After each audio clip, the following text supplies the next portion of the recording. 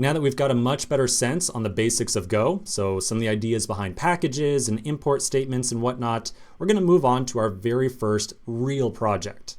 So our project that we're going to work on is going to be a package that's going to simulate playing around with a deck of playing cards. And so when I say playing cards, I'm talking specifically about the same type of cards we would play blackjack or gin rummy or go fish or poker with. So things like the ace of spades, the two of hearts, the three of diamonds, and so on.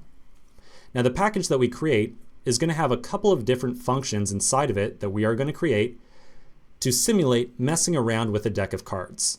So let's go through a couple of these different functions and their purposes. The first function that we make is going to be something called new deck.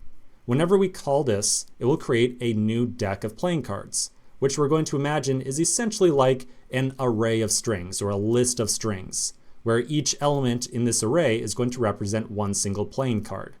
Now, of course, we haven't spoken about arrays or strings or anything like that with Go just yet, so we are definitely going to have to do some definite legwork here, even with this very first function.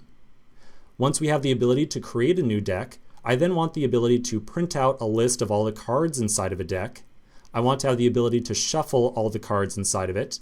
And I also want the ability to deal a hand of playing cards out of the deck.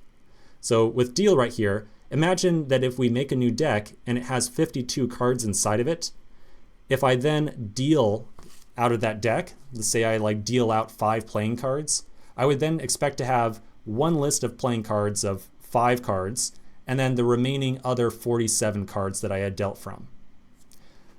Finally, I want to figure out how we can take a deck and save it to a file on our local hard drive, and then later fetch a file or fetch a deck that we had previously saved to our hard drive. So essentially writing information and retrieving information from the hard drive.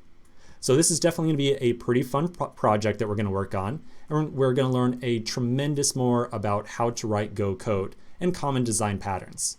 So let's take a quick break. When we come back in the next section, we're going to generate a new package, or we're going to make a new folder to house our new package, I should say, to put together all the code for this cards project.